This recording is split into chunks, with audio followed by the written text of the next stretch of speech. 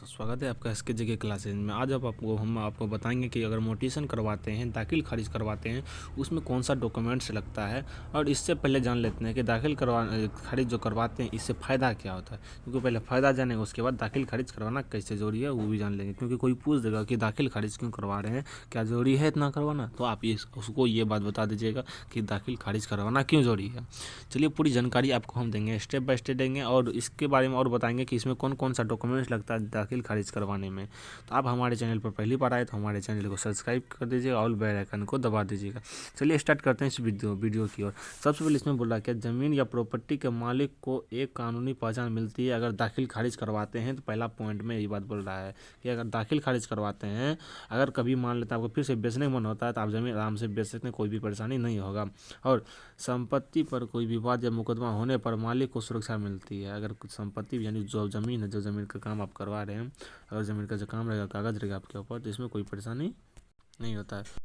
और उसके बाद अगला पॉइंट है कि अगर संपत्ति का कर, सेवा शुल्क आदि भुगतान करने की सुविधा मिलती है। यानी संपत्ति का जो कर है, यानी संपत्ति का कर जिसको बोलते हैं, अब जैसे आप उसको बोलते हैं रसीद कटवाना, रसीद कटवाने में आपको आसानी होगा। और बाद जो पीएम किसान जो योजना है उसमें भी आपको सुविधा मिलेगी। और अगला बोल रहा है क्या, संपत्ति को पुनः बेचने, मोटरगेज करने या प्रतिभूति प्राप्त करने में सहायता मिलती है। यानी इसको करने के बाद आप ज़मीन को आराम से बेच सकते हैं, कोई परेशानी नहीं होगा और कोई परेशानी के बाद नहीं होगा। इसमें कौन कौन सा डॉक्यूमेंट्स लगेगा इसके बारे में हम पहले जान लेते हैं। इसमें डॉक्यूमेंट्स कौन कौन लगेगा, चलिए इसके बारे में जान लेते हैं। सबसे पहले इसमें देखते हैं डॉक्यूमेंट्स में बोला दाखिल खारिज करवाने में लगने वाले दस्तावेज, यानी डॉक्यूमेंट्स रिक्वेस्टमेंट फॉर लैंड मोटिशन। जब मोटिशन करवाते हैं उसमें कौन कौन सा डॉक्यूमेंट्स लगता है। सबसे पहले आधार कार्ड लगता है। आधार कार्ड का याद रखिएगा क्योंकि आधार कार्ड बहुत आवश्यक है। आधार कार्ड, और दूसरा है पैन कार्ड, और तीसरा है रजिस्ट्री कॉपी। रजिस्ट्री जो करवाते हैं उसमें कॉपी देता है, उसका फोटो कॉपी। जितना चीज़ अभी बता रहे हैं सबका फोटो कॉपी लगता है। एक शपथ पत्र लगता है जो कि आप जहाँ पर जिसके पास करवाइएगा वो खुद आपको दे देगा।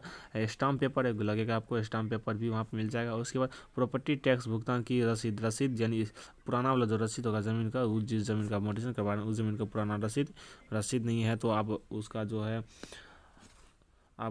है क्या बोलते हैं, उसके जगह आप जमाबंदी कागज़ दे सकते हैं। और उसके बाद मोबाइल नंबर, जिस मोबाइल नंबर दीजिए जिसका जब ऑब्जेक्शन लगेगा या मोटिशन हो जाएगा तो उसमें मैसेज आएगा। ऑब्जेक्शन मतलब है कि अगर ज़मीन आप मोटिशन करवा रहे हैं, किसी को उस ज़मीन से आपत्ति है तो वो ऑब्जेक्शन लगाएगा, यानी उस ज़मीन के ऊपर कार्रवाई करेगा। तो आप हमारे चैनल पर पहली बार तो हमारे चैनल को सब्सक्राइब कर दीजिए। और अगर आपके साथ कोई परेशानी हुआ ज़मीन से रिलेटेड, आप हमें कमेंट कीजिएगा क्योंकि हम हर ज़मीन के बारे में जानकारी देते हैं। ज़मीन से रिलेटेड जितना भी जानकारी होता है सारा जानकारी देते हैं। तो जो भी हो परेशानी तो आप हमें कमेंट कीजिएगा, हम रिप्लाई ज़रूर देंगे। धन्यवाद।